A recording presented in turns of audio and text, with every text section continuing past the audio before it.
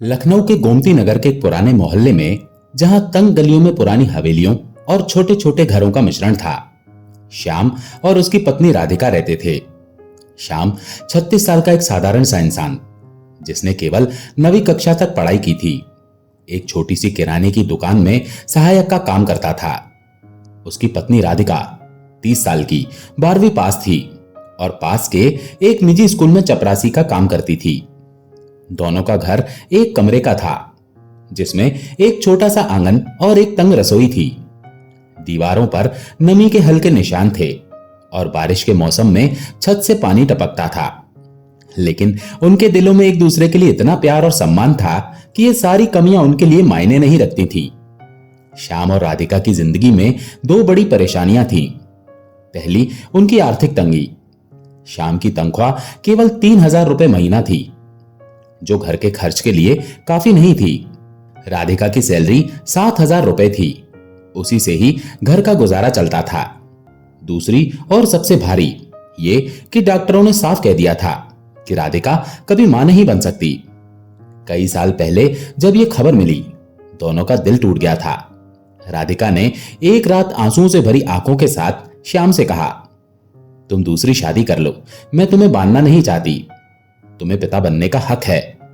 श्याम ने उसका हाथ थामकर अपनी गहरी आवाज में कहा, राधिका, तू मेरी जिंदगी है।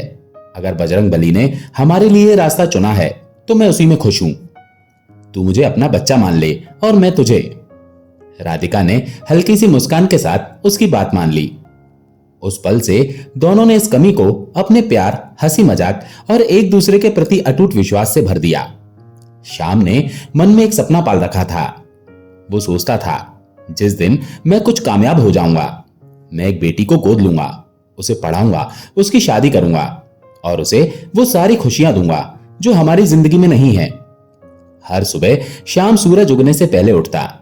वो नहा धोकर अपनी पुरानी चप्पलों को पहनकर पास के हनुमान मंदिर जाता। मंदिर की घंटियों की आवाज और अगरबत्ती की खुशबू उसे सुकून देती।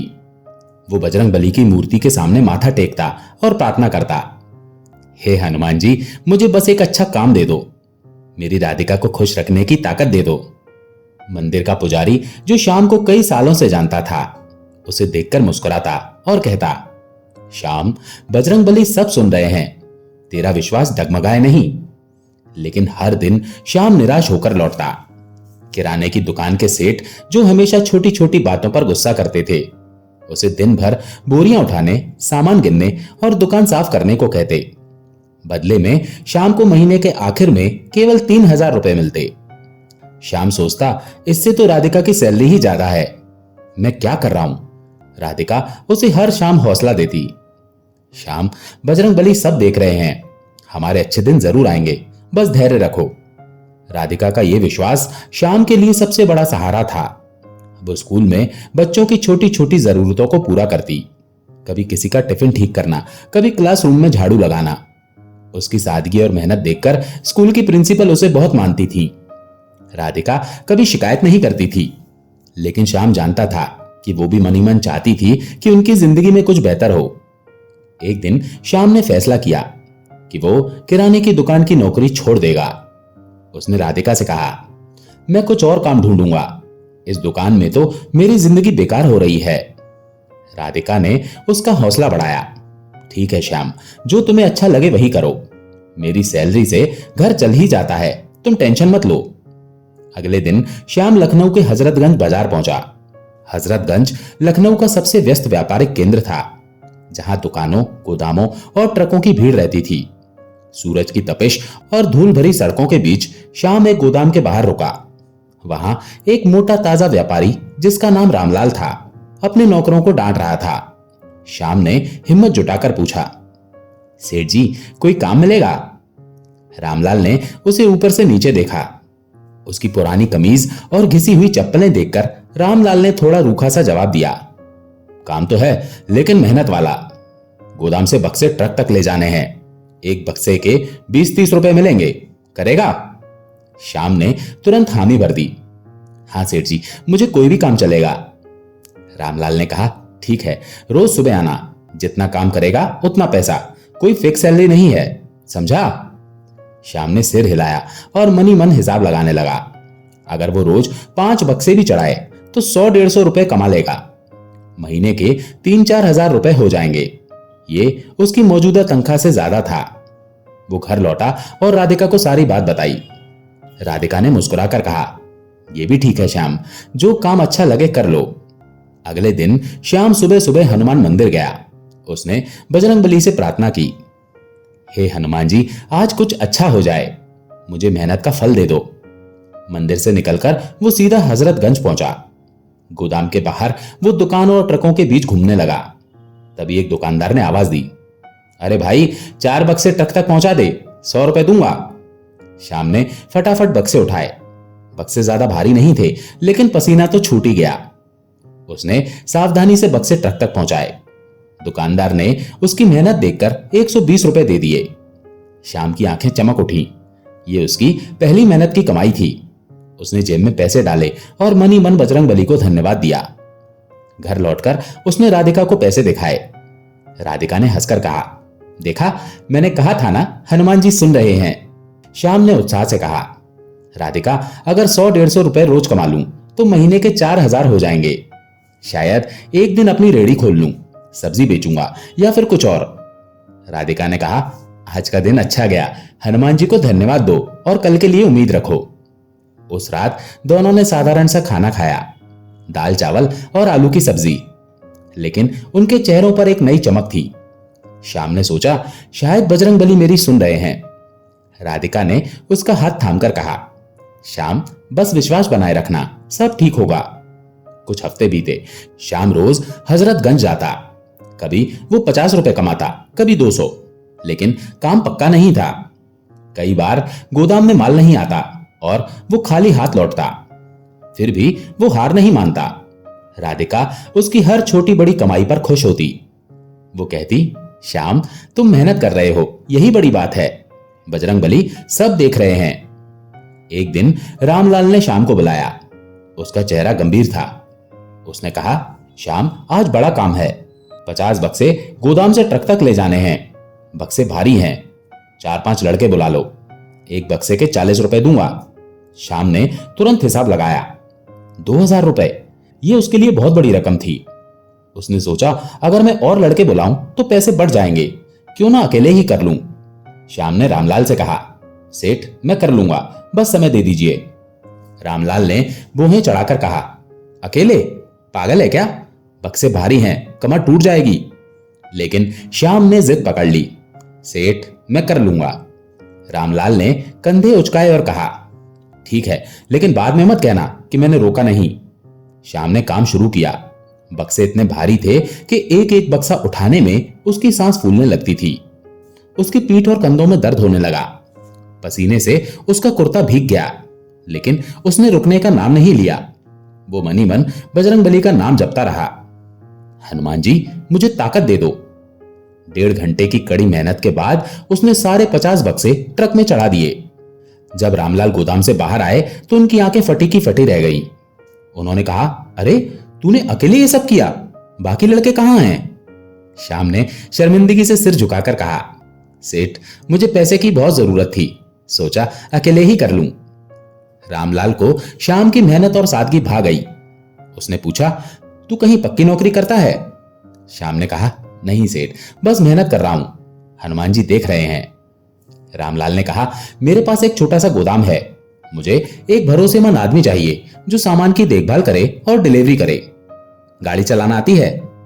श्याम ने थोड़ा हिचकते हुए कहा, हाँ सेठ जी, गांव में मैंने स्कूटर और ट्रैक्टर चलाया है, कई साल हो गए, लेकिन चला लूंगा। रामलाल ने कहा, ठीक है, कल मेरे घर आ, कुछ बात करते हैं। श्याम का दिल जोर जोर से धड़कने लगा। क्या यह बजरंगबली का आशीर्वाद था? अगले दिन श्याम रामलाल के घर पहुंचा। रामलाल की हवेली गोमती नगर में ही थी, पुरानी लेकिन शानदार।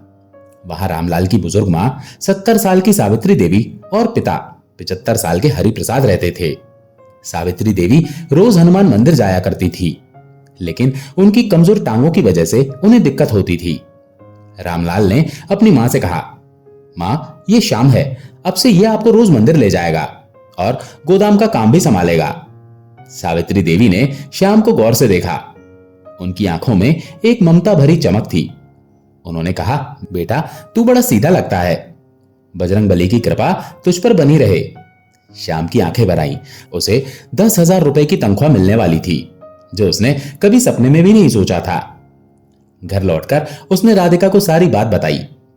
राधिका की आंखें खुशी से नम हो गईं।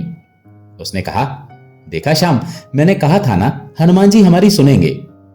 उस रात दोनों मंदिर गए। श्याम ने बजरंगबली के सामने माथा टेका और कहा, हनुमान जी आपने मेरी जिंदगी बदल दी, बस मेरी राधिका को हमेशा खुश रखना। श्याम और राधिका की जिंदगी अब पहले से कुछ बेहतर हो चली थी। श्याम को रामलाल के गोदाम में नौकरी मिल चुकी थी और 10,000 रुपए की तनख्वाह ने उसके छोटे से घर में नई उम्मीद की किरण जगा दी थी। राधिका, जो अभी भी निजी स्कूल में चपरासी का काम करती थी, हर शाम श्याम की मेहनत की कहानियां सुनकर मुस्कुराती। दोनों का एक कमरे का घर अब भी तंग था, लेकिन उनके दिलों में एक दूसरे के लिए प्यार और बजरंगबली के प्रति अटूट विश्वास ने हर कमी को पूरा कर दिया था। श्याम की नई जिम्मेदारी में 2 काम थे। पहला, रामलाल के गोदाम में सामान की देखभाल करना और डिलीवरी के लिए ट्रकों में माल चढ़ाना। दूसरा और सबसे खास, रामलाल की बुजुर्ग मां सावित्री देवी को हर सुबह हनुमान मंदिर ले जाना। सावित्री देवी 70 साल की महिला, थोड़ी सख्त मिजाज थीं, लेकिन उनका दिल सोने जैसा था। उनके पति 75 साल के हरि प्रसाद ज्यादातर घर पर ही रहते थे, क्योंकि उनकी कमजोर आंखें और जोड़ों का दर्द उन्हें ज्यादा चलने फिरने नहीं देता था। पहले दिन जब श्याम सावित्री को लेने उनके घर पहुंचा, उसने रामलाल की पुरानी स्कूटर चमकाकर तैयार की थी। सावित्री देवी ने अपनी साड़ी संभाली, एक छोटा सा पूजा का थाल लिया और स्कूटर पर बैठ गईं। श्याम ने धीरे धीरे स्कूटर चलाई ताकि सावित्री देवी को कोई तकलीफ न हो। मंदिर पहुंचते ही सावित्री देवी ने कहा, श्याम तू 5 मिनट लेट हो गया, कल से जल्दी आना, वरना मंदिर में लाइन लग जाएगी। श्याम ने हंसकर सिर हिलाया, जी मां जी, कल से पक्का। मंदिर के बाहर श्याम स्कूटर के पास खड़ा रहा, जबकि सावित्री देवी अंदर गईं।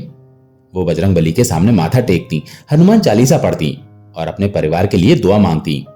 श्याम बाहर खड़े खड़े सोचता, मां जी को इतना सुकून मिलता है मंदिर में। हनुमान जी सचमुच उनकी हर बात सुनते हैं। जब सावित्री देवी बाहर आई तो उन्होंने श्याम को देखकर कहा, क्या तू यहीं खड़ा रहेगा, अंदर क्यों नहीं जाता? श्याम ने शर्मिंदगी से कहा, मां जी मैं स्कूटर संभालता हूं, कोई चुरा न ले। सावित्री देवी ने बोहें तान कर कहा, अरे पूरे लखनऊ में तेरा स्कूटर ही बचा है जो कोई चुराएगा, चल अंदर बजरंगबली के दर्शन कर। श्याम ने हिचकिचाते हुए कहा, मां जी मैं ठीक हूं।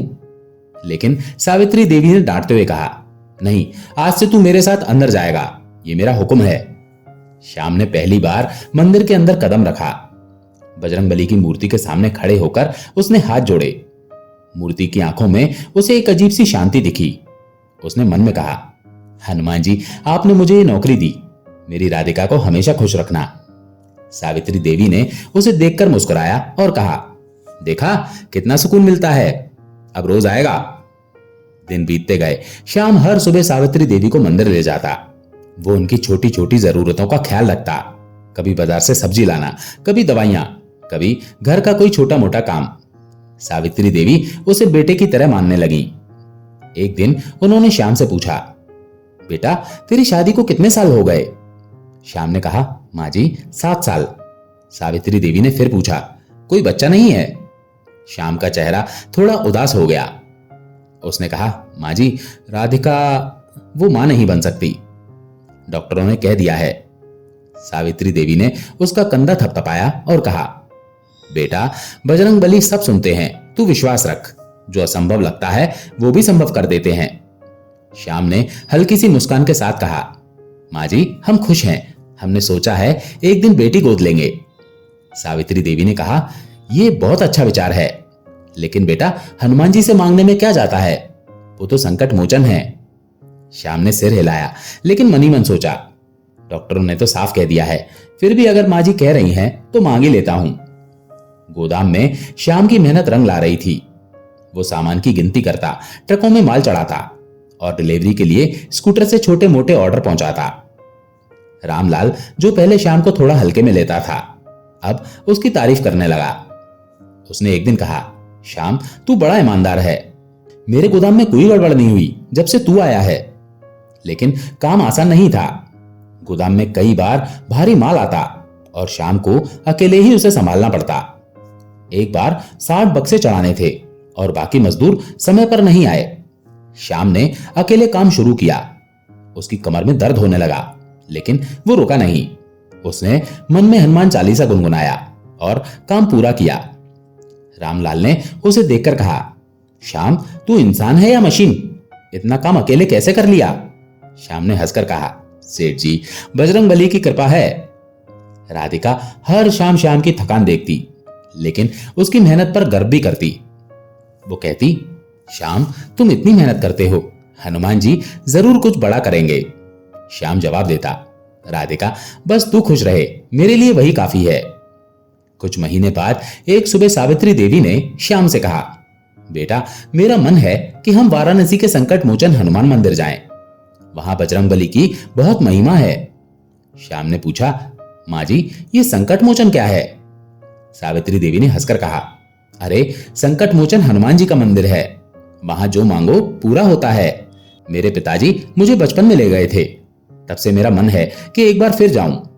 श्याम ने कहा, माँ जी, आपकी तो सारी मनोकामनाएं पूरी हैं, अब क्या मांगना है?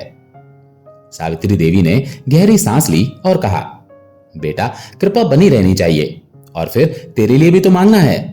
श्याम ने हंसकर कहा, माँ जी, मेरे लिए क्या मांगना है, मुझे तो सब मिल गया। सावित्री देवी ने कहा, बस तू मुझे ले चल, मैं तुझे 4000 रुपए इनाम दूंगी। श्याम ने हंसकर कहा, माँ जी, इनाम की बात है तो मैं 1 महीने में ले चलूंगा। उस रात उसने राधिका को यह सब बताया। राधिका की आंखें चमक उठी। उसने कहा, श्याम, ये तो बहुत अच्छा मौका है, हम भी चलेंगे। मैंने सुना है संकट मोचन में हर मनोकामना पूरी होती है। श्याम ने कहा, ठीक है, लेकिन हमें रामलाल सेठ से छुट्टी लेनी होगी। उसी रात जब श्याम और राधिका खाना खा रहे थे, राधिका अचानक चुप हो गई। श्याम ने पूछा, क्या हुआ राधिका, तू उदास क्यों है? राधिका ने धीरे से कहा, श्याम, आज स्कूल में एक बच्ची मेरे पास आई। उसने पूछा, दीदी, आपका बच्चा नहीं है? मैं कुछ बोल नहीं पाई। श्याम ने उसका हाथ थामा और कहा, राधिका, हमने तो मन बना लिया है ना, हम बेटी गोद लेंगे।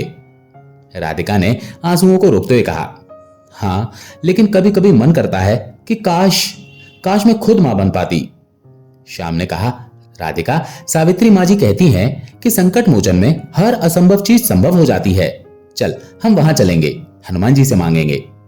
राधिका ने हल्की सी मुस्कान के साथ सिर हिलाया, लेकिन उसके मन में शंका थी। डॉक्टरों ने तो साफ कह दिया था कि यह मुमकिन नहीं। अगले दिन श्याम ने रामलाल से बात की। उसने कहा, सेठ, माँ जी को वाराणसी ले जाना है, 4-5 दिन की छुट्टी चाहिए। रामलाल ने पहले तो बोहें चढ़ाई, लेकिन फिर हंसकर कहा, ठीक है श्याम, माँ जी की बात है, मैं मना नहीं कर सकता, लेकिन गोदाम का काम संभालने के लिए कोई और ढूंढ लूंगा। श्याम ने कहा, सेठ जी, मैं जल्दी लौट आऊंगा। राधिका ने अपने स्कूल की प्रिंसिपल से छुट्टी मांगी। प्रिंसिपल ने कहा, राधिका, तुम इतने सालों से मेहनत कर रही हो, जाओ हनुमान जी के दर्शन कराओ। राधिका ने कुछ पैसे जोड़े थे जो उसने सालों की बचत से इकट्ठे किए थे। उसने श्याम से कहा, इन पैसों से हम कार किराए पर लेंगे, माँ जी और बाबूजी को आराम से ले जाएंगे। योजना बन गई। श्याम, राधिका, सावित्री देवी और हरि प्रसाद वाराणसी के लिए निकलने वाले थे। सावित्री देवी ने कहा, बेटा, हरि प्रसाद जी को भी ले चल, वो तो मंदिर कम ही जाते हैं, लेकिन संकट मोचन के दर्शन उन्हें भी सुकून देंगे। श्याम ने हंसकर कहा, माँ जी, आप कहें तो पूरा लखनऊ ले चलूं। यात्रा से ठीक 1 हफ्ते पहले एक शाम रामलाल सावित्री देवी के घर पहुंचा। उसका चेहरा उदास था। सावित्री देवी ने पूछा, बेटा, क्या हुआ, तू इतना परेशान क्यों है? रामलाल ने गहरी सांस ली और कहा, मां, गोदाम में बड़ी मुसीबत आ गई। बैंक ने मुझ पर 50 लाख रुपए के कर्ज का दावा ठोक दिया है। कह रहे हैं मैंने 3 साल पहले का कर्ज नहीं चुकाया। अगर मैंने पैसे नहीं दिए तो गोदाम सील हो जाएगा। सावित्री देवी और हरि प्रसाद सदमे में थे। हरि प्रसाद ने कांपती आवाज में पूछा, बेटा, तूने हमें बताया क्यों नहीं? रामलाल ने कहा, मां, मैं नहीं चाहता था कि आप परेशान हो। मैंने सोचा मैं खुद संभाल लूंगा, लेकिन अब सब कुछ खत्म हो गया। श्याम, जो उस वक्त घर में ही था, ये सब सुनकर स्तब्ध रह गया। उसने कहा, सेठ, आप चिंता मत करो, हनुमान जी कुछ न कुछ करेंगे। सावित्री देवी ने आंसुओं को रोकते हुए कहा, श्याम, हमारी पेंशन से अपना खर्च भी मुश्किल से चल पाएगा। हम तुझे सैलरी नहीं दे पाएंगे, तू कोई और काम देख ले। श्याम का दिल बैठ गया। उसने कहा, माँ जी, मैं आपका साथ नहीं छोड़ूंगा। आप मेरे माता पिता जैसे हैं, सैलरी की बात छोड़िए। रामलाल ने कहा, श्याम, तू बहुत अच्छा इंसान है, लेकिन मैं नहीं चाहता कि तू मेरे बोझ तले दबे। उस रात श्याम घर लौटा और राधिका को सारी बात बताई। राधिका ने कहा, श्याम, हमें माँ जी और बाबूजी को अपने घर ले जाना चाहिए। वो इस हाल में अकेले नहीं रह सकते।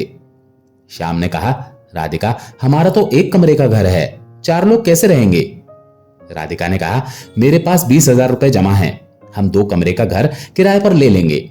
बस उन्हें इस मुसीबत में अकेला नहीं छोड़ना है। अगले दिन श्याम सावित्री देवी के घर पहुंचा। उसने कहा, माँ जी, आप और बाबूजी मेरे साथ चलो। सावित्री देवी ने मना किया, बेटा, हम तुम पर बोझ नहीं बनना चाहते। लेकिन श्याम ने जिद पकड़ ली। उसने कहा, माँ जी, आप मेरे माता पिता जैसे हैं, मैं आपको अकेला नहीं छोड़ सकता। आखिरकार सावित्री देवी और हरि प्रसाद मान गए। श्याम और राधिका ने अपने छोटे से घर में उनकी खातिरदारी की। राधिका ने खीर बनाई और सावित्री देवी को अपने हाथों से खिलाया। सावित्री देवी ने कहा, बेटी, तुम दोनों का दिल बहुत बड़ा है। हमने तो सोचा था हमारा बेटा हमें संभालेगा, लेकिन तुम दोनों ने हमें अपनाया। उसी रात सावित्री देवी ने राधिका से पूछा, बेटी, तुम्हारी शादी को इतने साल हो गए, बच्चा नहीं हुआ? राधिका ने उदास होकर कहा, माँ जी, मैं मां नहीं बन सकती। सावित्री देवी ने कहा, बेटी, संकट मोचन के सामने माथा टेक, बजरंगबली सब ठीक कर देंगे। राधिका ने कहा, माँ जी, डॉक्टरों ने तो साफ कह दिया। सावित्री देवी ने हंसकर कहा, डॉक्टर क्या जाने, बजरंगबली की मर्जी के आगे सब झुकते हैं। अगले दिन श्याम ने कहा, माँ जी, संकट मोचन की यात्रा रद्द नहीं होगी, हम सब जाएंगे। सावित्री देवी ने मना किया, बेटा, इस मुसीबत में कहां यात्रा? लेकिन श्याम ने कहा, माँ जी, हनुमान जी ही संकट को दूर करेंगे, हमें विश्वास रखना होगा। राधिका ने भी हामी भरी, माँ जी, हम सब चलेंगे, आपके लिए, हमारे लिए और इस मुसीबत को दूर करने के लिए। यात्रा की तैयारियां शुरू हो गईं। श्याम ने अपनी बचत से एक कार किराए पर ली। राधिका ने कुछ खाने पीने का सामान पैक किया। सावित्री देवी ने अपना पूजा का थाल और हनुमान चालीसा की किताब साथ रखी। हरि प्रसाद, जो पहले अनमने थे, अब उत्साह से बोले, चलो, शायद बजरंगबली हमें रास्ता दिखाएं। लखनऊ के गोमती नगर में श्याम और राधिका का छोटा सा घर अब एक परिवार का आशियाना बन चुका था। रामलाल पर आए संकट ने सावित्री देवी और हरि प्रसाद को निराश कर दिया था, लेकिन श्याम और राधिका ने उन्हें अपने घर में पनाह दी थी। एक कमरे के तंग मकान में 4 लोग रह रहे थे, लेकिन उनके दिलों में इतना प्यार और विश्वास था कि ये तंगी कभी भी बोझ नहीं लगती थी। सावित्री देवी और हरि प्रसाद, जो अब श्याम और राधिका को अपने बच्चों की तरह मानते थे, हर रात उनके साथ बैठकर पुरानी कहानियां सुनाते। राधिका उनकी खातिरदारी करती और श्याम उनकी छोटी छोटी जरूरतों का ख्याल रखता। लेकिन रामलाल के गोदाम पर छाया संकट अभी टला नहीं था। बैंक ने 50 लाख रुपए के कर्ज का दावा ठोक रखा था और गोदाम सील होने की तारीख नजदीक आ रही थी। सावित्री देवी हर सुबह हनुमान मंदिर जाती और बजरंगबली से प्रार्थना करती, हे संकट मोचन, मेरे बेटे का संकट दूर कर दो। श्याम और राधिका भी उनके साथ मंदिर जाते, लेकिन उनके मन में एक और दुआ थी, राधिका की गोद भरने की। डॉक्टरों ने तो साफ कह दिया था कि यह संभव है, लेकिन सावित्री देवी का विश्वास उन्हें हौसला देता था। संकट मोचन हनुमान मंदिर की यात्रा का फैसला पहले ही हो चुका था। श्याम ने अपनी बचत से कार किराए पर ली थी। राधिका ने खाने पीने का सामान पैक किया, पूड़ी, आलू की सब्जी और कुछ मिठाइयां। सुबह 4 बजे, जब आसमान में अभी अंधेरा था, चारों कार में सवार हुए। श्याम ने ड्राइवर की सीट संभाली, राधिका उसके बगल में बैठी और सावित्री देवी और हरि प्रसाद पीछे। सावित्री देवी ने कार शुरू होने से पहले हनुमान चालीसा का पाठ शुरू किया। उनकी बूढ़ी कांपती आवाज में एक अजीब सा जादू था। राधिका और श्याम भी साथ में पाठ करने लगे। हरि प्रसाद, जो आमतौर पर चुप रहते थे, उन्होंने भी धीरे धीरे चालीसा गुनगुनाना शुरू किया। रास्ता लंबा था। लखनऊ से वाराणसी की दूरी करीब 300 किलोमीटर थी। रास्ते में सावित्री देवी ने पुरानी कहानियां सुनाई। उन्होंने बताया, जब मैं छोटी थी, मेरे पिताजी मुझे संकट मोचन ले गए थे। उस वक्त हमारे घर में बहुत तंगी थी। पिताजी ने बजरंगबली से प्रार्थना की, और कुछ ही महीनों में उनकी नौकरी पक्की हो गई। राधिका ने पूछा, माँ जी, क्या सचमुच हनुमान जी इतनी जल्दी सुनते हैं? सावित्री देवी ने मुस्कुराकर कहा, बेटी, अगर दिल से मांगो तो वो एक पल में सुन लेते हैं। रास्ते में एक छोटे से ढाबे पर रुककर उन्होंने चाय पी और राधिका की बनाई पूड़ियां खाईं। हरिप्रसाद ने मजाक में कहा, राधिका, तेरी पूड़ियां तो मंदिर के प्रसाद से भी स्वादिष्ट हैं। राधिका ने हंसकर कहा, बाबूजी, ये तो हनुमान जी की कृपा है। श्याम ने सोचा, अगर ये लोग इतने खुश हैं तो शायद हनुमान जी सचमुच कुछ बड़ा करने वाले हैं। शाम ढलते ढलते कार वाराणसी पहुंची। संकट मोचन हनुमान मंदिर की गलियां भक्तों से भरी थी। मंदिर के बाहर फूलों की मालाएं, अगरबत्ती और प्रसाद की दुकानें सजी थीं। श्याम ने कार पार्क की और सावित्री देवी को सहारा देकर मंदिर की सीढ़ियों पर चढ़ने में मदद की। हरिप्रसाद ने अपनी छड़ी का सहारा लिया और राधिका उनके साथ चल रही थी। मंदिर के अंदर बजरंगबली की मूर्ति लाल सिंदूर से सजी थी। घंटियों की आवाज और भक्तों के जयकारों ने माहौल को और पवित्र बना दिया था। सावित्री देवी ने सबसे पहले माथा टेका। उन्होंने पूजा का थाल सजाया और हनुमान चालीसा पढ़ना शुरू किया। उनकी आंखें नम थीं। उन्होंने मन में प्रार्थना की, हे संकट मोचन, मेरे बेटे रामलाल का संकट दूर कर दो और मेरी बेटी राधिका की गोद भर दो। मैंने सबको आपकी महिमा बताई है, मेरी लाज रखना। राधिका और श्याम ने भी माथा टेका।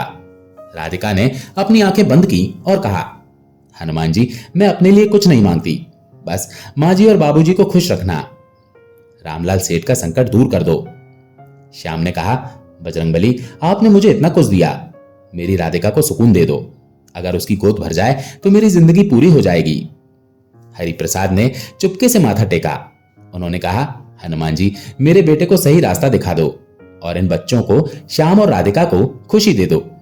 सभी ने प्रसाद लिया और मंदिर के बाहर बैठकर उसे बांटा। सावित्री देवी ने कहा, बेटा, अब देखना, बजरंगबली सब ठीक कर देंगे। वाराणसी में एक रात रुकने के बाद चारों अगले दिन लखनऊ के लिए रवाना हुए। रास्ते में सावित्री देवी ने कहा, श्याम, तुझे वो 4000 रुपए इनाम देना है। श्याम ने हंसकर कहा, माँ जी, आपका आशीर्वाद ही मेरा इनाम है। राधिका ने कहा, माँ जी, आपने हमें इतना प्यार दिया, हमें और क्या चाहिए? सावित्री देवी ने हंसकर कहा, ठीक है, लेकिन मैं अपनी बात से पीछे नहीं हटती। लखनऊ पहुंचते ही एक अजीब घटना हुई। सावित्री देवी के घर के बाहर रामलाल अपनी कार में इंतजार कर रहा था। उसका चेहरा परेशान लेकिन उत्साहित था। श्याम ने कार रोकी और उतरकर रामलाल के पास गया। उसने हाथ जोड़कर कहा, सेठ, आप यहां, सब ठीक है? रामलाल ने श्याम को गले लगा लिया। श्याम हैरान रह गया। सावित्री देवी और हरिप्रसाद भी कार से उतरे। सावित्री देवी ने पूछा, बेटा, क्या हुआ? तू इतना परेशान क्यों है? रामलाल ने अपनी आंखों से आंसुओं को पोंछते हुए कहा, माँ, मैंने बहुत बड़ी गलती की थी। मैं कुछ लोगों के बहकावे में आ गया था। बैंक का दावा गलत था।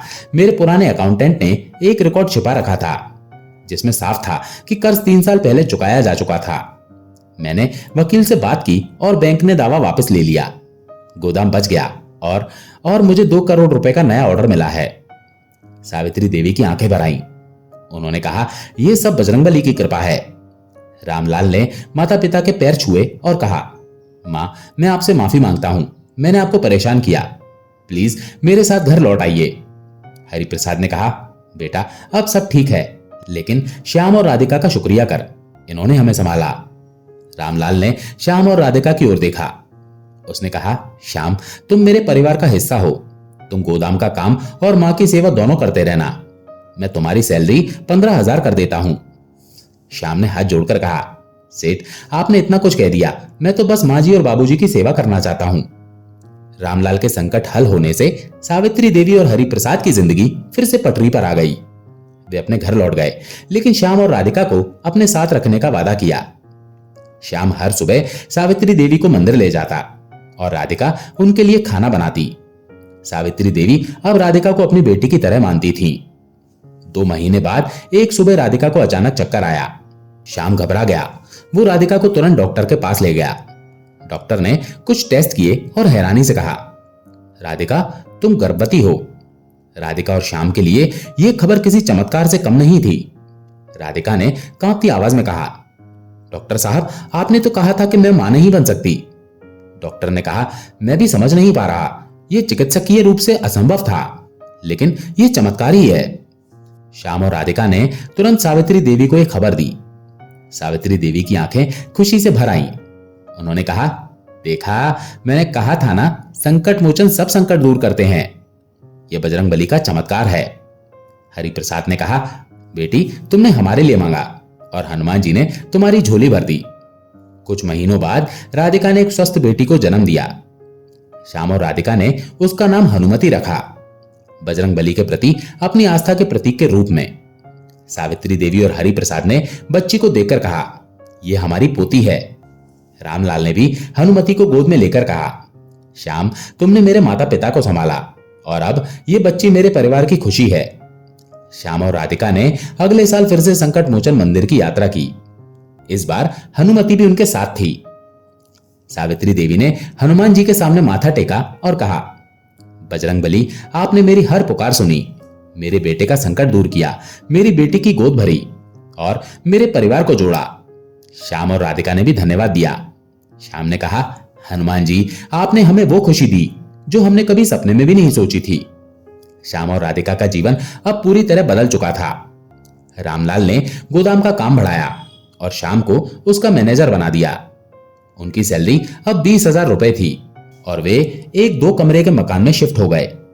राधिका ने स्कूल की नौकरी छोड़ दी ताकि हनुमति की देखभाल कर सके। सावित्री देवी और हरिप्रसाद हर हफ्ते उनके घर आते और हनुमति के साथ समय बिताते। सावित्री देवी ने एक दिन श्याम से कहा, बेटा, तुमने हमें अपनाया और बजरंगबली ने तुम्हें अपनाया, ये उनकी कृपा है।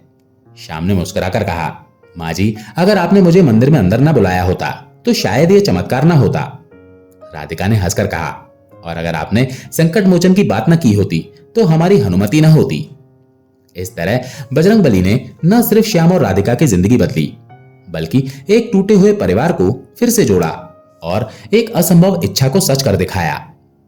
हर साल श्याम, राधिका और उनका परिवार संकट मोचन मंदिर जाता और हनुमान जी की कृपा की गवाही देता। दोस्तों, आशा है ये कहानी आपको पसंद आई होगी। अगर पसंद आई हो तो वीडियो को लाइक करके कमेंट में जय श्री राम, जय हनुमान अवश्य लिखें। चैनल पर अगर पहली बार आए हैं तो चैनल को सब्सक्राइब जरूर करें। जय श्री राम, जय हनुमान।